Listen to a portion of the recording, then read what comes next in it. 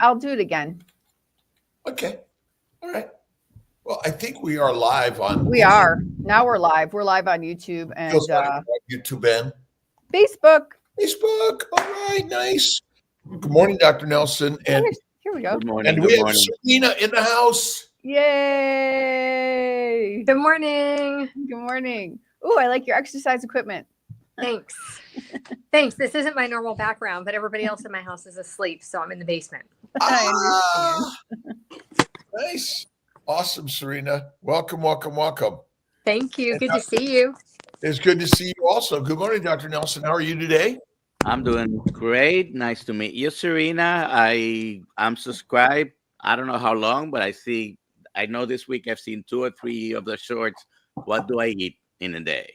Yeah. Yes, those are actually very popular, which is interesting. Everybody loves those.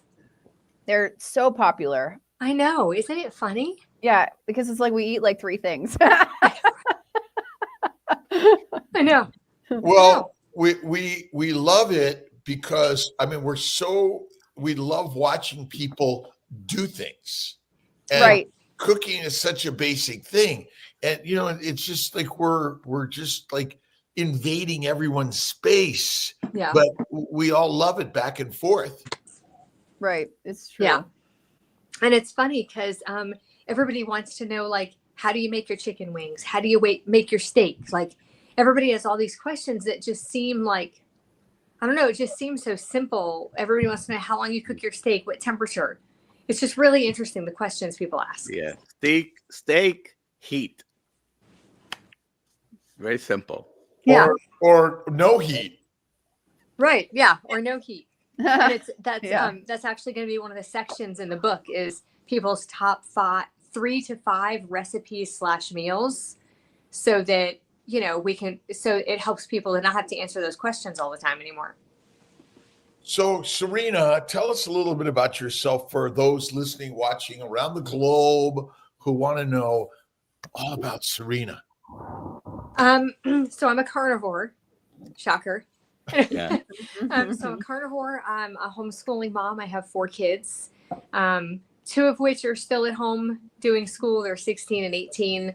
And then I have a 22. Those are both girls. So then I have a 22-year-old son and a 24-year-old daughter. And I make tallow lotions, which Dr. Kiltz is a fan of, my tallow lotions.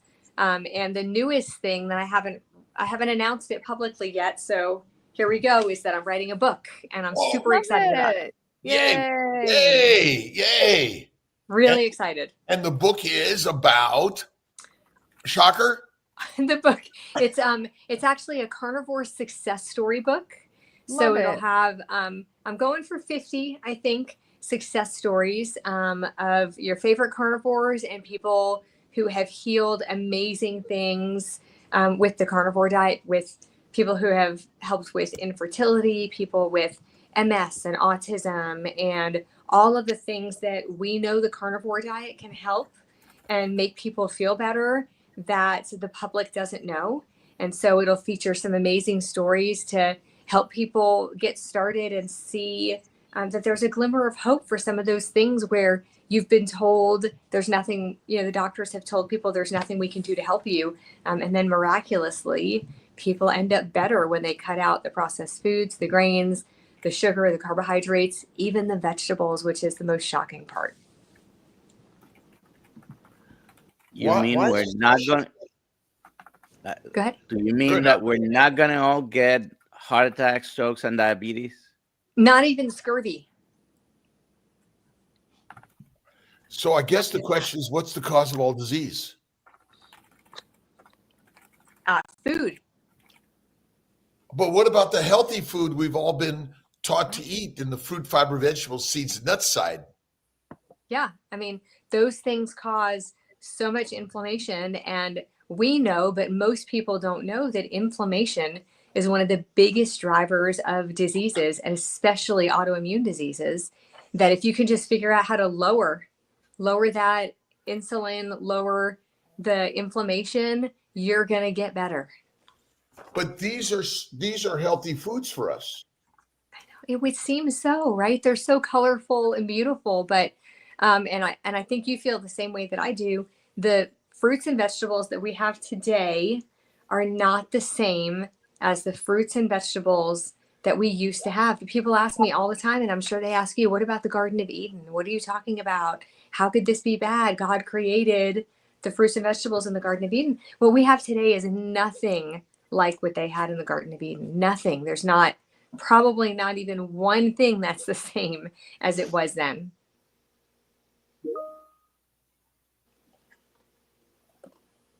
And yet, I guess I'm still a little. So you mean the fruits and vegetables used to be healthy for us? Well, I think I don't know about that. You answer that. I think there's a little bit of debate there, because some people would say that back then maybe they didn't have the oxalates and things in them that they have today, that some of those things were put there or were created as we genetically modified things. But what do you think about that? Do you think they were always terrible? I think they're actually healthier for us today than they used to be because well, I'm throwing it out there because we've actually picked those that are the least toxic.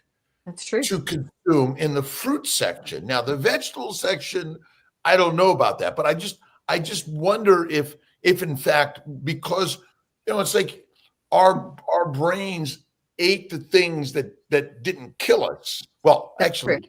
we who reproduced were happened to eat the things that didn't kill us.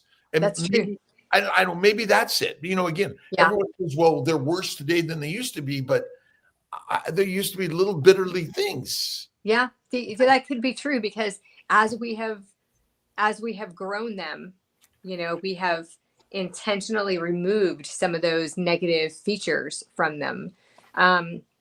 So yeah, I don't know. There's obviously always going to be some debate there, but I think that fruits and vegetables were definitely causing me inflammation. They were causing me to be bloated. I mean, I was an avid juicer.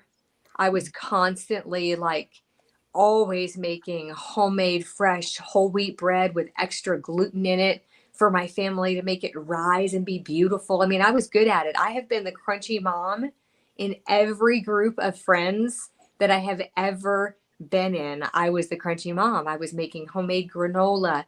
My kids' first food was a can of green beans with no salt added. I never bought store-bought baby food. I was always that mom. I was always the one, there was a time where if my kids were going to a birthday party, I would find out what the cake was like or what the cupcakes were like, and I would make my own at home for my kids, and I would bring those to the birthday party. I'm the one that inserts myself, hey, what can I make for this party? And bring the thing that's the only thing my family will eat while we're there. You know what I mean? I was always like that. And so I thought that fruits and vegetables were the absolute best foods. Spinach smoothies, homemade fresh juices, big salads. I mean, I thought that I was doing the right thing, but it wasn't the right thing. And now that I know that, I can't unknow it. What switch? What flipped the switch? My own N=1 experiment is what flipped the switch for me. I was going through a period. It was not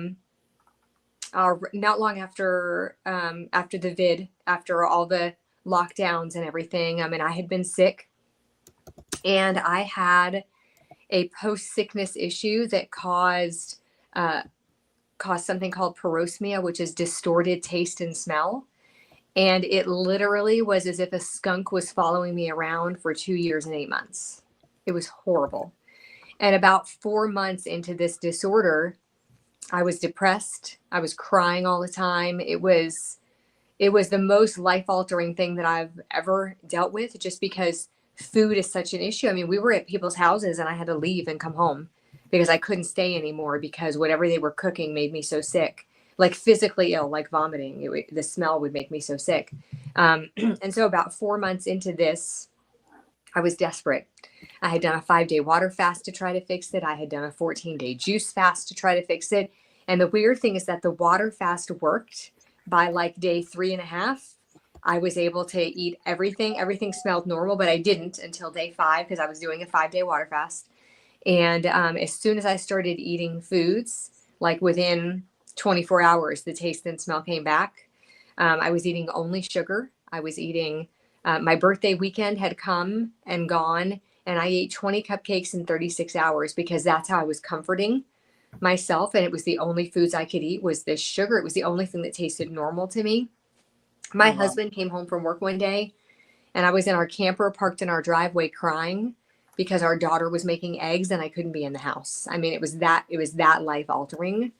And so I knew after that weekend of that binge of cupcakes that I could eat a New York strip fresh off the grill and a hamburger fresh off the grill, couldn't be reheated. So I woke up one day and I was like, okay, that's it. I'm cutting out the sugar.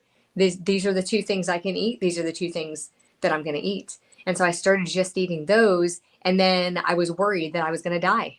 I was worried that I was going to get scurvy. I was like, how long can I keep this up before I get sick? And so I started doing research, and that's when I found the amazing carnivore community and the people.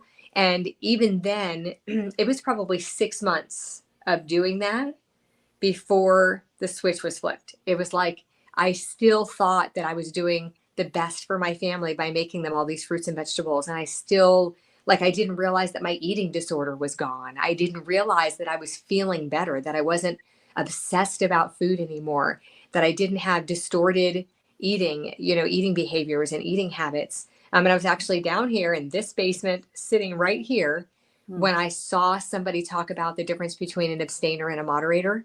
And I was like, oh, I thought I was flawed. I thought I was defective. I thought there was something wrong with me. And it wasn't until I saw that difference and realized that this is a thing and I'm an abstainer. That's why I can't do this. And then the more I started digging into all of the ideas surrounding carnivore and like really getting into the nitty gritty was when I found out all the stuff like you sometimes, I mean, it's more easily available now than it used to be, but you used to have to dig to find the plants are trying to kill you stuff. It wasn't like right on the surface of carnivore. It was a little bit deeper down in there before I started finding out that the plants are so bad for us. And that's shocking. I mean, that's a real revelation to hear that the fruits and vegetables that we've been told all of our lives should be the main staple of our diet, that they are not good for us and that they are making us sick. And I think it's that stops people from trying carnivore in a lot of cases. Like, people can get on board with carnivore for losing weight, maybe getting rid of some inflammation, but you start telling people that fruits and vegetables are making them sick, and a lot of people, like, that's where they draw the line. Like, how can that be? We don't hear you. We don't hear you. Right? What? Once someone starts saying fruits and vegetables are bad, it's like, I'm sorry, we don't exist now. That's right. They just shut you off. Like, as soon they might be able to get on board with carnivore for lots of things and eating bacon and steak for every meal and eggs. That sounds really good. But you start telling them that the fruits and vegetables are the things that are actually making them sick. Yeah, they tune you out. They don't believe that. People don't believe that. Is it sustainable to eat only animal products? Well, I think that it is, because for me, it's been almost 4 years. It'll be actually 4 years and almost 2 months to the day from now. And I mean, I have to be honest, on occasion, I have something that's not carnivore, but I didn't do that for the first 2 years at all, except for coffee sometimes, not all the time. But I didn't have anything. I was using a little bit of spices, but other than that, I didn't have anything. I was very strict the first 2 years, with the exception of electrolytes every now and then. But after that, like after the first 2 years, it was like my family, my kids and I, we love to eat a fresh artichoke together, a steamed artichoke. And I was praying they were low in oxalates, but they're not. But on occasion, I would say a few times a year, I have that with my family. Just because that's a fun thing my kids and I do together, dipping the leaves in the butter and talking the whole time. It's a fun thing that we do. But it's pretty rare. I'm a pretty strict carnivore, and I think it's pretty sustainable. Eggs, bacon, pork chops. I mean, all the foods that people consider rich and filling and expensive and like too good for some people. Those are the foods that we get to eat all the time. What people don't realize is that the peasants back in the day are the ones who ate all the carbohydrates. The, you know, the rich, strong people are the ones that used to eat so much meat. And so the idea that we can, that's not sustainable for us is really just ridiculous. People, when people hear carnivore, they think literally bacon, steak, and eggs. And people get lost on that. Like they think that's all they can have. But I mean, if you sat here and listed off all the carnivore foods that we could eat every day if we wanted to, there is a plethora of foods. Crab meat in multiple different ways. If you can find it on sale. I buy crab meat when I can find it on sale. I buy ribeye when I can find it on sale. There are so many different varieties. Even the different varieties of ground beef can taste different than the last batch of ground beef that you had, or the lower fat versus the higher fat. I mean, there is so much variety out there. I have a question. Let's see, from Instagram, Lisa Wittis. Can carnivore work for people with histamine issues? Yeah, absolutely. Carnivore can work. You need to be really strict though. And you do need to be careful of things like slow cooked meats. You don't want to do a lot of roasts in the beginning until you can. The best thing to do is to use carnivore as an elimination diet. It's the ultimate elimination diet. So you would want to use carnivore in that way very, very strictly. So you would want to do as many fresh meats as you could. Don't do a lot of roast. Don't do a lot of spices. You actually want to do no spices, just salt. You also don't want to do a lot of broth in the beginning if you're talking about histamine issues, because all of those things can contribute. And no processed meats. So no pepperoni, no bacon in the beginning. You want to do pretty strict just meat with no spices for, I would say, at least 30 days. 60 would be really great if you could pull it off. And then you can add things back in, add some spices back in, add some bacon back in, add some of those things that can be higher in histamine, and just kind of see how it affects you. Don't you agree? So is histamine issues simply just inflammation? You're going to have to answer that one. You're the doctor. I mean, Dr. Nelson, isn't histamine release just inflammation? Yeah. And after a while, and I think that sounds like this is your case, after a while, you might be able to tolerate that a little bit better after being carnivore for a while. Right. And not only that issue, but kind of all inflammations, all inflammatory diseases seem to get better. And some people might have great success doing that within 30, 60, 90 days. Some others have to go beyond a year or two before they can claim some success. So Yeah. Here's another one. I've heard carnivore diet changes the microbiota. How does, let's see, there's a little bit more there. Hold on. How does well, the answer is yes. Does it? So are the microbes in our gut there because they want to make us healthier?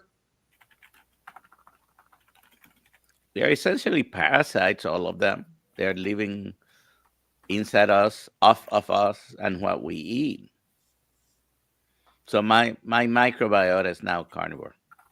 Yeah, and so the fatty meat we eat suppresses the microbes in order for us to be healthier, because a high microbiota, basically they're trying to take us down and consume us. And I wonder if the plants want to do the same thing.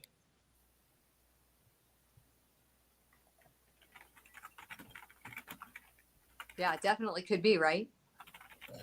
You know, I mean, which organism wants to be eaten?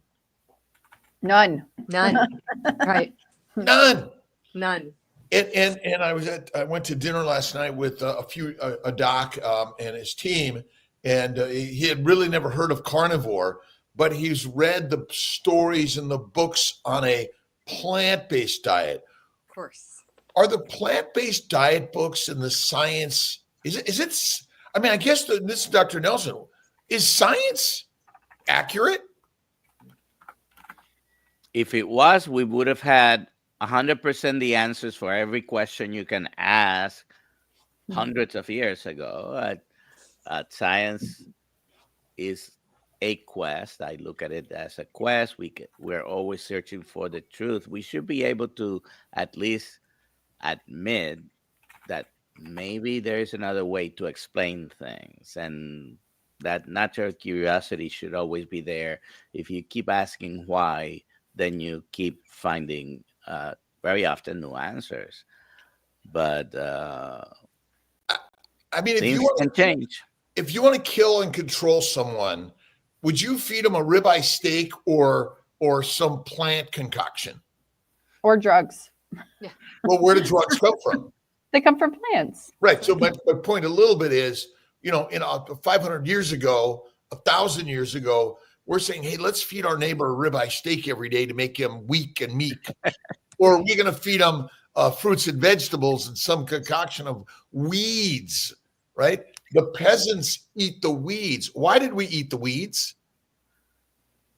It was a cheaper thing available most of the time. And I mean, we can put in our mouth almost anything, whatever was available. And I'm sure we can tolerate a certain amount of those things, right? Without necessarily getting sick. It seems that we are doing so much worse with ultra processed food added, right? Past 100, 200 years. But the most nutritious, more nutritionally dense foods, a ribeye steak, for example. Yeah. Well, but what about all the nutrients and the antioxidants in plants? Is that a scientific fact, or is that some scientific fallacy? Well, there are nutrients and there are anti-nutrients very frequently found in the same plant that doesn't let you absorb what you thought. Well, because that's there, I'll be able to absorb it. Alia, you had a question from Brenda. If you can put that up again, it was for Serena. Okie dokie. It is. What switches them off from sharing carnivore? Yeah. What was it? It says what stops people from sharing carnivore? I'm trying to find it again. I didn't highlight it because it was on the screen. Yeah. What do you hear people say that switches off sharing carnivore? Yesterday for me was, I will do carnivore, but I must have sugar in my coffee. Oh yeah, I saw that one. I must have sugar. Yeah, Serena, what do you think?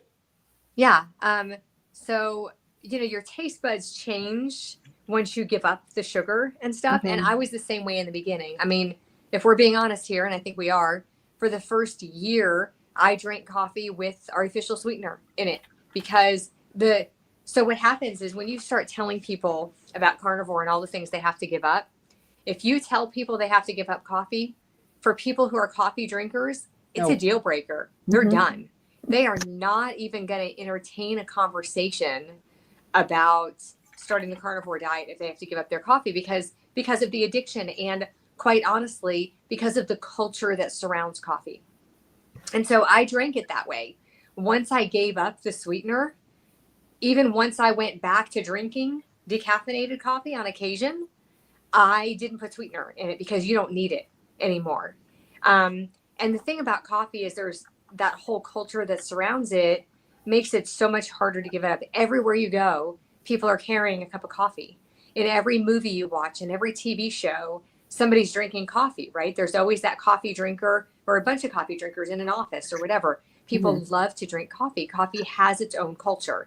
So when I gave it up, it was about 2.5 weeks I was pretty depressed. I was sad. I felt lonely.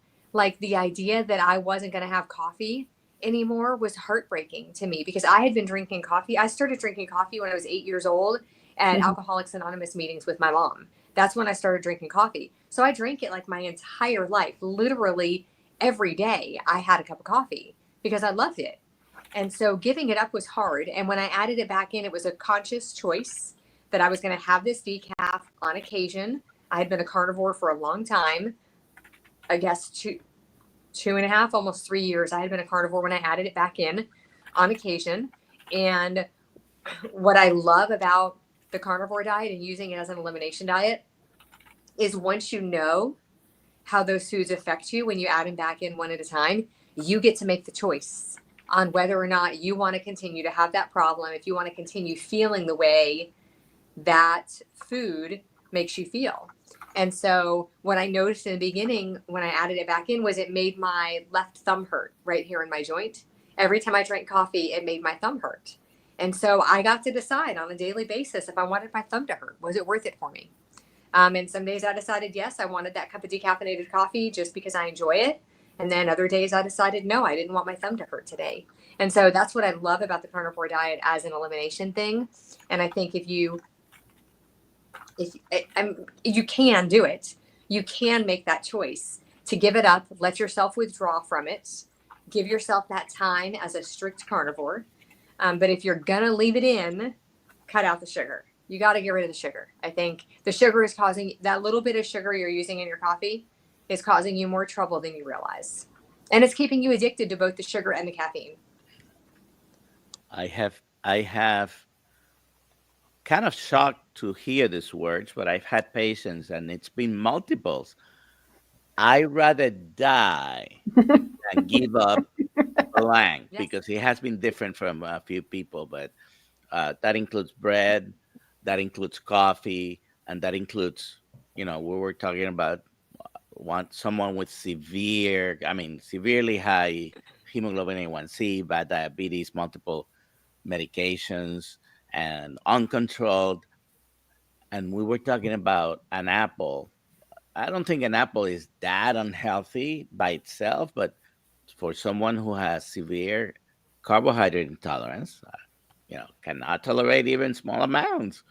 Well, and what happens is it keeps you from experiencing the true joy and feeling of being a strict carnivore. It keeps you from experiencing that, so you don't know how you could feel if you were strict, right? Yeah. But hearing those words, I'd rather die than give up bread, fruits, coffee, things like that when you're deep into unhealthy waters. Yeah, the addiction is real. It's hard. People really don't know that they're addicted to some of those things. And that's one of the biggest barriers with carnivore, I think, is because people will make it 2 or 3 days and then they're done. They want their fill in the blank. They want their fill in the blank just this once. And even then they don't recognize that it's like a drug addict getting a hit. Yes. Kills Mighty Tribe. Let's see. Bill Vanderwall. My wife has stomach bloating for a month now. Saturday went to the emergency room. Blood in the urine. CAT scan showed all okay. Not sure why bloated. So took my advice. Been carnivore 4 days now. Believe will help. 24 days now. Realize my L4, L5 lower back injury feels best it has felt in years. And so ultimately back issues are caused by inflammation, right? And so, well, my back, but it's all inflammation, and bloating is caused by those microbes having a good time on your plant protein low fat diet. As simple as that, right? Mm-hmm. Absolutely, totally. The inflammation is the biggest driver of the issues that we have. And there's all this propaganda out there about plant-based diets being the best for inflammation. And people jump on that because the fruits and vegetables are so pretty. And because we've been told for generations that those are the foods that we should be eating, most of. And so people just jump on that plant-based thing. People believe that those fruits and vegetables are the least inflammatory thing. I just don't get it. I mean, but then again, I was there. I thought the same thing. I thought the fruits and vegetables were the most healing, were the most nutrient dense foods. And I think it's not until you really get into it and do some research, and maybe even for a lot of people until they try it, that they're going to believe it. My good friend Alan Glover's on our Instagram. Good morning, my friend from Florida. I'm in Minneapolis, St. Paul this morning, visiting a group here. I'm going off to Vail later today to do a little snowboarding, and then off to Colorado Springs, and then I'm interviewing and I'm being interviewed by Tammy Peterson on Friday. And what's happening on Saturday, Alia? You're going to be in Memphis hanging with the Browns. All right. Is there a link for those that want to show up on our website? There's a QR code and not a link, and I'm sharing it on social media. I've asked for a link. Yeah. But we could put up that poster, so the people could get there. That would be awesome. Awesome. Yeah, and I will share it again today. I just want to say, so I gave up coffee again. Yay! Like completely. I'm a non-coffee drinker. I'm a non-coffee drinker. I'm a broth As drinker. you think, so shall you be. Yes, I got to keep remembering my words. First thoughts. That's why the meme machine is critical. How we think about things, because we can make ourselves an addict. By claiming it. And decaf, by the way. Bone broth. I said decaf, by the way. Nice. I have no idea what's in this. We hope it's water. Yeah, I have no idea. I just want to tell Serena real quick. So I quit coffee in an attempt in September last year to bring down Hashimoto's antibodies. Yeah. I don't know if it did. And then I went home and I gave in Chicago and I gave myself decaf, and that was just the gateway back to real coffee for me. Yeah. And what it does is it makes my mind hyper. I don't know how to make that make sense. It's not like anxiety, but it's like pressure. I'm already a workaholic. I don't need extra pressure to pressurize me. And I'm just calmer without it. That's what the caffeine would react in my brain like that. Yeah. Alcohol and caffeine are the drugs that we've been fed in order to keep us working and then dead, and working and then dead. But so like that Joe is pushing us all in life. And so we've been, basically it's a commodity, right? It's all a commodity of, hey, and we're a commodity. How many naps? What tell me about sleep and benefit in sleep, Serena, on carnivore. Real quick, I want to touch on the coffee thing again, because we went to a basketball tournament 2 weeks ago with our girls in Gatlinburg, Tennessee, where we're actually going to be for meat stock in a couple of months. And we went to this gym there that has 6 full-size basketball courts all in the same room. Somebody always comes back sick. Now, I take my vitamin D. I do everything I'm supposed to do. But I was super tired. The first day, decaf. Second day, half decaf, half caffeinated coffee. Third day, full caffeinated coffee. By the 5th day, I think I was hooked again, and I am struggling. It's been a week and a half we've been back. I am struggling. Plus, I ended up with like this crud. I don't know what's going on. I keep having to mute my mic and cough. But I think part of my problem for the last week and a half and not feeling great is I got re-addicted to caffeine just in those 3 days of having that caffeine. I got re-addicted, and I'm struggling to stay awake during the day. And I think that's why those addictions, when you give them up, they come back super strong. And so it's never a good idea to add it back in what you've managed to withdraw from. So sleep is super important, not just for carnivore, but sleep is important for everybody. We tend to take that for granted. Sleep is really important. It's important for inflammation. It's important for our immune systems. It's important for our health. It's important for every part of our bodies. Do you take naps? I did yesterday, but I don't normally, but I wish that I could. Sometimes during the day, if I start to feel tired, which honestly doesn't happen very much as a carnivore. But when I start to feel tired, I think Dr. Kilt would take a little cat nap. Well, ultimately, so I wish I could. I love my naps. Mm-hmm. 2 different statements. So lions and wolves nap a lot. We're lions and wolves. As we think, so shall it be. I love my naps. I take my 10-minute, 1 to 3 times a day meditative naps because that's how you reset the synapse. And so if you look around, when I was in Mexico, the dogs they're just laying around anywhere, sleeping. They're not like be quiet. They're just out. And so maybe Dr. Nelson, would you say that it is something we should probably do more of? Up until recently, and I would say, maybe going a couple of 100 years ago, and still today in some European countries, they have a nap in the middle of the day. Literally, I believe Spain still does it, where they even close commerce and everything just for an hour or two in the middle of the day, and they take a nap. Una siesta. Yes. And so remember, back to the coffee world. Oh, we get a break. You get a coffee. Let's keep everyone going, right? Yeah. So that's the lie. And ultimately, we're lions. We're wolves. We're meant to cat nap. I take a nap anytime I want. It's like I lay down in the midst of wherever. But again, it's mindset first. I wish I could nap is meaning your brain says, oh, like keep going, get your drinks, get your energy stuff. Where ultimately we don't need it. And again, we're drugged. We're just drugged. We're drugged by the commodity world that wants to keep you always working. Carnivores, the last I looked, they're the biggest nappers in the world. True.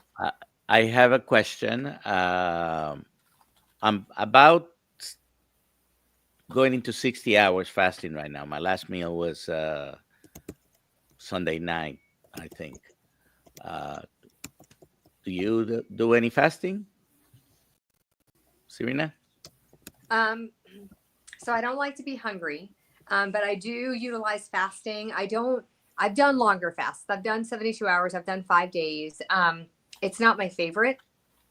So I do a lot of intermittent fasting. A lot of times I don't eat my first meal until about noon. And sometimes it's my only meal of the day. Sometimes I do maybe a 3-hour eating window or a 4-hour eating window. I mean, there are lots of times I eat 3 meals a day. But typically I try to stay in kind of that routine and not eat dinner. And then a lot of times not eat breakfast. I know that I probably should eat breakfast and lunch rather than, like lunch and dinner, but I end up just kind of doing that shorter window, maybe noon to 3, a lot of times in my day. Like I said, I have done longer fasts. I tend to, and I know it's not really fasting, but I tend to kind of lean into sardine fasting and egg fasting when I want to fast, because then I can kind of fast without being super hungry. I enjoy egg fasting a lot more than I enjoy sardine fasting, but I get great benefits with my ketones and weight loss if I'm trying to lose weight from both an egg fast and a sardine fast. But I do think there's a place for water fasting. And I love how I feel when I'm fasting, but honestly, I just really don't like to be very hungry.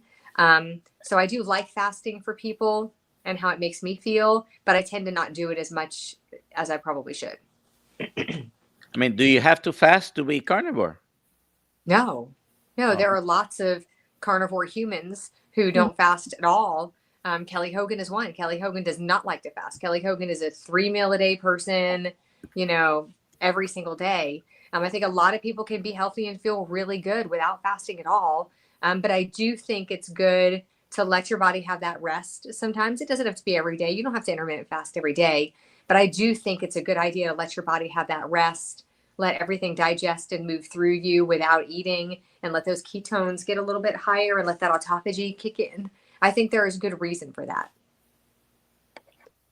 One of the things that I think fasting naturally was our common experience, because hunting and or gathering was not an easy thing. Plus we hibernated, migrated, nested, so I think fasting is just another tool in the toolbox of health and wellness, because when you clear the gut, you now allow remember, most people are eating plants and protein, but even the carnivore side, a lot of people eat a lot of lean meat. The lean meat breaks down to a lot of amino acids, which essentially require insulin, and they may be glycating also to the liver. So I think insulin resistance and liver damage. So that's why if you're not getting to the next level, fasting is one of the best things that we can do. I think therapeutically, it's amazing. But I agree with you.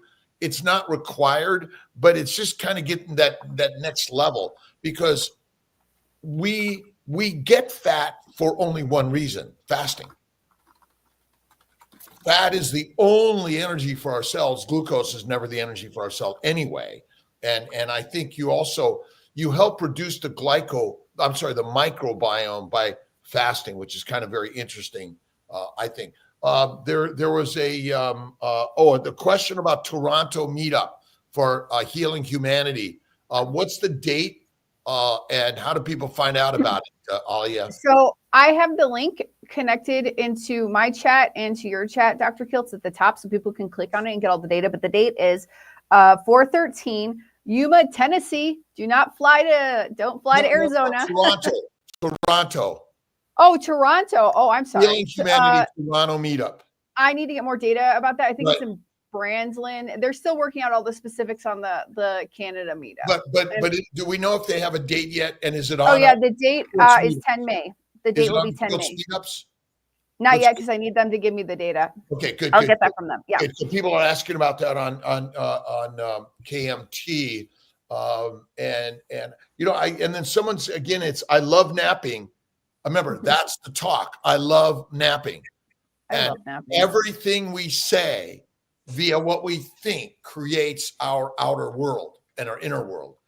And so I think, that's one of the most important things that tell us a little bit more about your carnivore community, Serena, and why it's so helpful for all of us. So I've been in a lot of different carnivore communities over the last 4 years.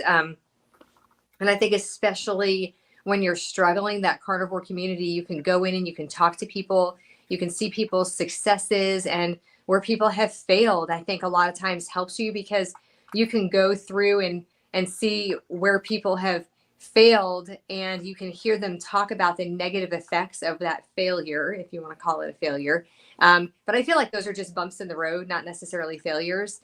And you can see other people's bumps in the roads, and you can know to avoid those. It's like seeing the person in front of you swerve around something in the highway. You can swerve around it too if you know that it's there. And so hearing about other people's problems and other people's successes can really help you kind of stay on track and help you navigate, especially in the beginning of carnivore. It's so hard to stick with it, I feel like, in the beginning. And so surrounding yourself with people, find yourself a tribe, find yourself a group of people that are going through the same thing you're going through, that are doing the same thing you're doing. You tend to be like the 5 people you spend the most time with. So spend some time with other carnivores, whether that's in your real life or in a carnivore community. And create the tribe. Yeah. Create the magnet that attracts and 1, 2, 4, 8, 16. I mean, that's what this story is really about. Yeah. Because the medical science, remember, science is snake oil, data is doo-doo. And if you're looking for another study to convince you on carnivore, it ain't happening. You've got to be the number one example. And then as our brothers and sisters around the globe are finding the benefit, I've been sharing this book. Carrie Mann gifted this to me, Meat 3 Times a Day, by is it JLFJ Schlink on Amazon in USA anyway. It's a simple. The story is simple. Why do people still think we need a study to prove this? Yeah, I don't know. You got to be your own N=1. You got to just try it. That's what I tell people. That's what I tell people. Huh? Do it. Yeah. And that's what I tell people who are scared. Like, people are scared to try it because they're afraid they're going to drop dead of a heart attack from eating so many eggs and so much red meat. Give it 30 days. I mean, honestly, the same people who have done juice fasts for 30 days, who have bought detoxes online that they have no idea what the products are in them, right now, they are going to McDonald's and getting a Shamrock shake because they're not on a diet and they're not doing a cleanse right now. Those are the same people that will say, oh, I can't eat just eggs, bacon, and, meat. That would make me sick. Like, do it. Do it for 30 days, and then you'll know whether or not it's making you sick. And it's not going to make you sick. it's going to make you sick of what you've been sick of for years on a healthy diet of the propaganda of cereals and salad. Absolutely. I call salad nature's toilet paper. You can't clean it off. I'm sorry. I don't right. care who you are. That's right. It's hard. Dr. Kiltz, we have some questions. I think we should get to them. But I want to say the hashtag today is hashtag music for chance to win Dr. Kiltz's beef supplements. Okay. How do you spell music? Muzik. How cool. So yeah, just write that in there for everyone in the chat. And if you're listening on Instagram or on Kiltz Mighty Tribe, you got to come over to the YouTube channel and put in your hashtag MUZIK. Exactly. So Eve, does Serena eat any raw and offal? Offal.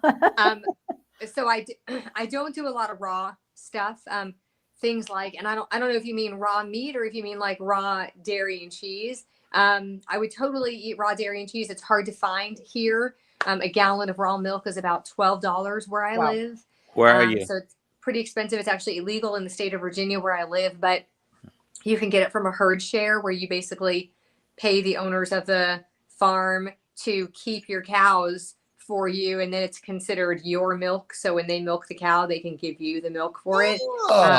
Yeah, it's what it's called. It's called a herd share. So you kind of buy into their herd, is how that works. So you're a part owner in it, and then they deliver it or you go pick it up, every week. And it's delicious and I love it. And I would totally do a lot of raw milk if I could, but that's just a little bit above my price range. We buy it every now and then when we can, but it's pretty expensive. I don't really like raw meat. I have tried it. It's not my favorite.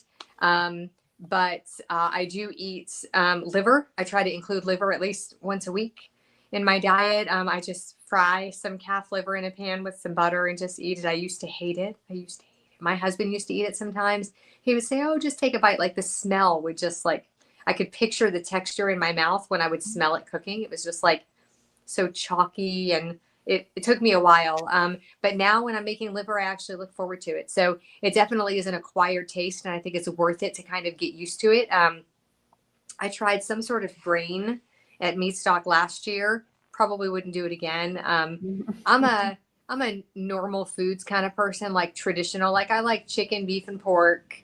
And so it's hard for me to add in those other things. I can't eat lamb. I tried it and I didn't really like the way it tasted, and I'm not upset about that because Mary had a little lamb and it just kind of makes me feel bad. I can't get past some things like that, like deer.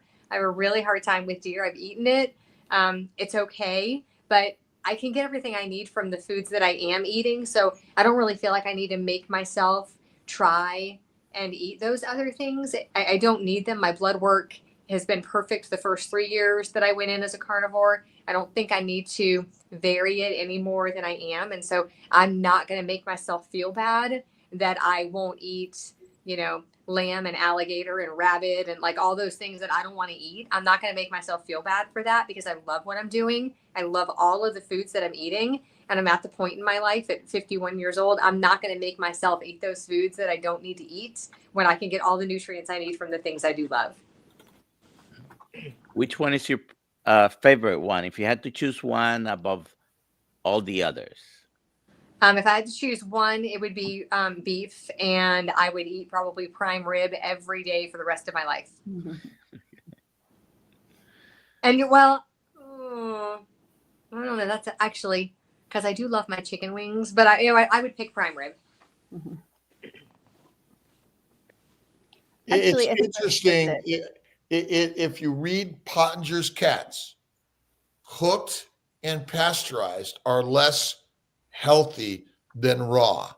And so, I think I always dry age it a little bit, but you can't just slice it off, chew on it, see what the flavor. I think it's still one of the healthiest things we could eat because when you cook things, you change and denature the natural molecular structure. And so, again, it may be the thing that needs to get some of us over to the next level. We're like, oh my God, like, wow, never knew it could be so good. So it might be just something to like slowly ease into it with some chewing, some ribeye or strip steak or something, and picanha. Or picanha. Yeah, that's true. Now, I didn't say there weren't other good ones. You just told me to pick one. There's lots of other good ones that I would eat. I wanted to know which one was the top. At the top, that's the one at the top of my list as well. Yeah, and actually, you can get a rib roast, which is very similar. Prime is just the cut. It is the grading. The grade, yes. Prime is the grade, but you can get a rib roast at any grocery store almost any time and cook that yourself and have it be just as good as a prime rib. You put it in the oven, not covered, but in a pan on 500 degrees for 5 minutes for every pound you're putting in there. Shut off the oven after that, 5 minutes per pound. Let it sit for 2 hours, and it's the perfect rib roast. It is just like prime rib. So easy. Well, what do you say about those who say carnivores lacking essential minerals and vitamins? So red meat per ounce has more nutrients than any plant food that you could put on the table. Anything. And you can look that up. You can look up the nutrients in anything you want. Like everybody's always like, what about blueberries? They're a powerhouse. It has more red meat has more vitamins and nutrients than blueberries, more vitamins and nutrients than kale. The amount of kale you would have to eat to get the same amount of nutrients, and you can't even match them, most of them, with any kind of reasonable amount. You need a truckload, like literally the back of a truckload full of kale to even get close to the nutrients in a ribeye. And that amount of kale is going to make you so sick and has so many oxalates. Like, you can't get the amount of nutrients. And look it up. Like for people who say, oh, what about, look it up. You have the power of the internet at your fingertips. Look it up, compare it, ounce per ounce. You can't match red meat with anything else out there. Nothing. It's the most nutrient dense food. And what toxins are in red meat? None. Mm-hmm. None. You got to be careful for the milk. I mean, ultimately, back to raw milk a second. I mean, ultimately, milk is for a baby from a breast. Once you're done with that, we should be done with it. And yes. I think it's a treat from time to time, but it should not be all of the time. Yes, absolutely. I agree with that. And dairy can cause inflammation too. And so if you do eat dairy and you're not losing weight, not feeling like you hear other people talking about on the carnivore diet, if you feel like you have inflammation, if all of your autoimmune symptoms have not gone away, you should do yourself a favor and you should give up the dairy for a little while. I know it's hard. I've done it multiple times. And the big thing that I have found is that heavy cream to me and my body, and you might be different, is not the same as cheese. If I can get up in the morning and like I can basically do a heavy cream fast, I can lose a pound in a day, not have any pain or inflammation the next day that I can see or feel anyway. But if I did that with cheese, that would be a bad decision. Like cheese would not work for me like that. If I eat too much cheese, and I have done it, like make cheese crackers, dip them in cheese and sprinkle some cheese on top. I have issues with that for sure, but I do not notice the same issues with heavy cream that I do with cheese. There's definitely a difference. So do yourself a favor and see if there's a difference for you and see what affects you how. Is solid fat easier on the system than rendered fat? I have heard yes, and my experience is yes. A lot of times rendered fat can cause people to run to the bathroom. It can upset your stomach a little bit, but solid fat can be a lot easier to deal with. And butter for me doesn't typically cause the running to the bathroom issues. It's like specifically things like tallow that are rendered. Like if I pour all of the fat back over my ground beef when I eat it, that's going to cause me a little bit of an issue, but the ground beef itself or the ground beef with butter won't. And by issue, I mean running to it'll make me have to go to the bathroom a lot more. Yeah. And that's back to glycation, back to oxidation, back to cooking. The meat and the fat has more damage to it than raw. So the raw fatty meat is actually the healthiest thing to eat, which, again, it's so counter to our common discussion. Bruce Wayne, doc, just got my blood work. Been doing carnivore past 3 years. Total cholesterol 190, was crazy 67, LDL 111, triglycerides. Question now, I do all carnivore. And the one thing on, what's your thoughts on all this blood drawing, Serena? Do you think it's important?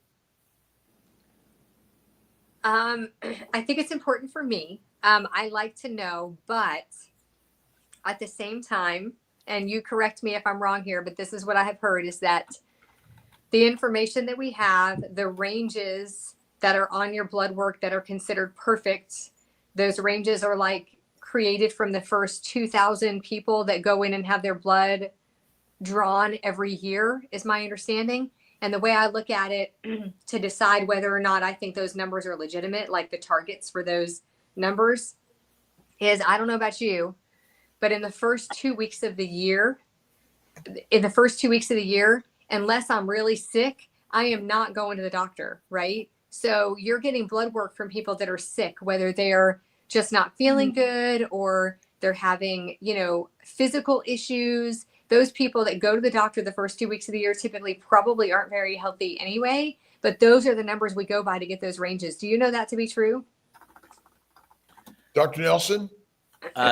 Yes, many of the ranges are determined by the population of that particular lab. They take large numbers. People like LabCorp and Quest have the luxury having larger numbers. Other labs are smaller, but many are determined that way. Some others are sort of predetermined by guidelines and standards, and we have come to the conclusion of those ranges anyways on people who are eating all kinds of different things. So they're not ranges done exclusively on carnivore people, of course. So it can vary a lot. That could be an hour's discussion. I myself, I like tracking. If I want to test something, I want to know the number. I'd like to test. The question is, do you have to keep track of things to do carnivore? What do you think? Serena? What other animal is searching for their blood tests and their data? Right.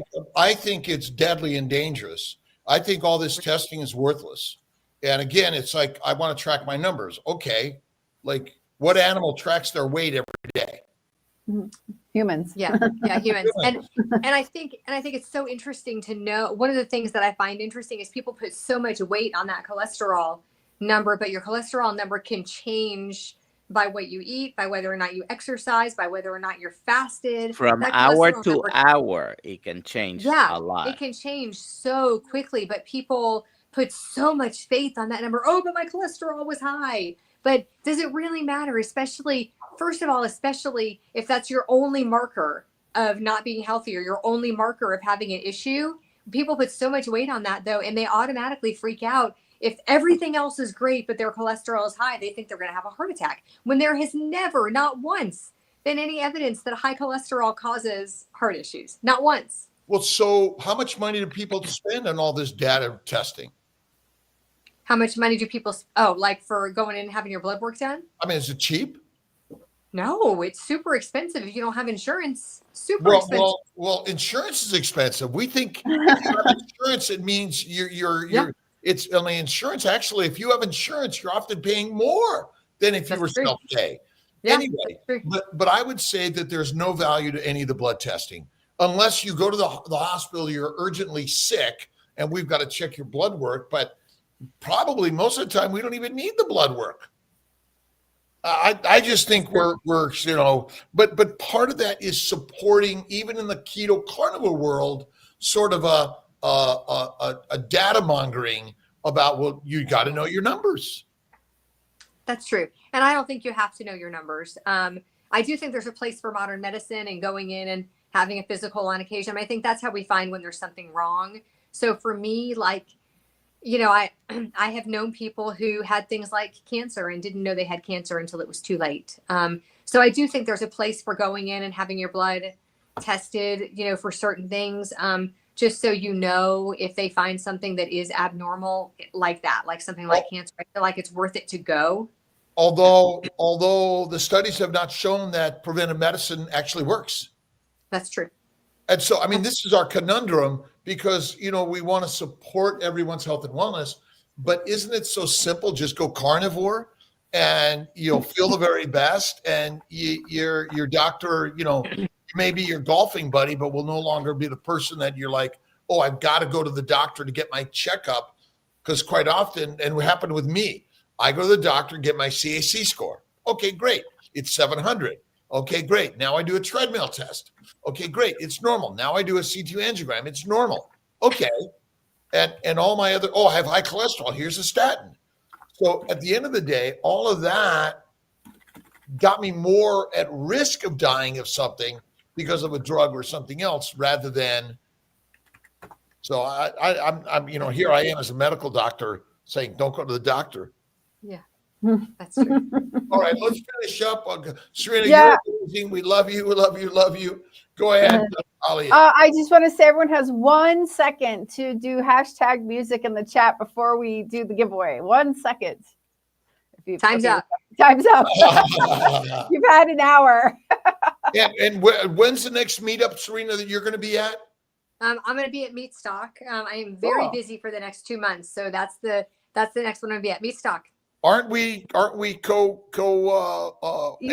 a podcast with him in Nashville, correct? I'm going to try. I'm not. Oh, positive. okay. We have a lot going on. I have a son cancel who's my trip. married. Cancel my trip. I'm not going. But we got Chris cooking waiting for you. But Dr. Kiltz and I are emceeing at Meatstock. We're emceeing together the actual conference. It's the convention itself. So that's going to be fun. That's awesome. That's awesome. Oh, well, I gave everyone a few more seconds. I think a question here from Austin. I think fatty meat is the best thing to eat, not lean meat personally. But if you're looking to lose weight, lean meat cuts the calories and will help you lose it a little faster if that's the case. But I think the fat is where it's at. All right, go ahead. Here we go. Oh, wrong one. Here we go. Who's going to win today? Who's going to win today? Can't be Nelson or Kiltz. Or me. Or Alia. Working on me. Woohoo! All right. Email me your address and we will make it happen. Alia at drkiltz.com. Who's on with us tomorrow morning? Scott. I know who. Oh. Scott. Who is? Scott. Peterson. Did he tell you? Is on Scott with us. Meatstock. 5 a.m. Eastern time, USA, but it's sometime around the globe that you can either watch us live or on repeats. Yeah, exactly. And this was really helpful for me because now I know that this battery operated ring light I have only lasts an hour and then it dies. So that was well, you look more beautiful every moment there, Serena. Thank you, Doc. And the name of your book, what's the name of your book coming out? The name that we're throwing around is Carnivore Revolution. It'll match my YouTube channel. And it's true. It's the perfect name because it'll be a success story book, which we are creating the Carnivore Revolution. And the definition of revolution is to inspire dramatic change. And that's what we'll be doing. Yeah, dramatic change. Dramatic change. Kefir, quick questions. Kefir, little bit, not a fan. Probiotics are deadly. And someone was asking about ulcerative colitis. Give it a try. Carnivore. Go find Kent Carnivore. He'll tell you all. Carnivore kicks ass on all of it. Yeah. Fast fatty meat. That's it. Yeah. All right, all. There you go. Goodbye, everybody. We love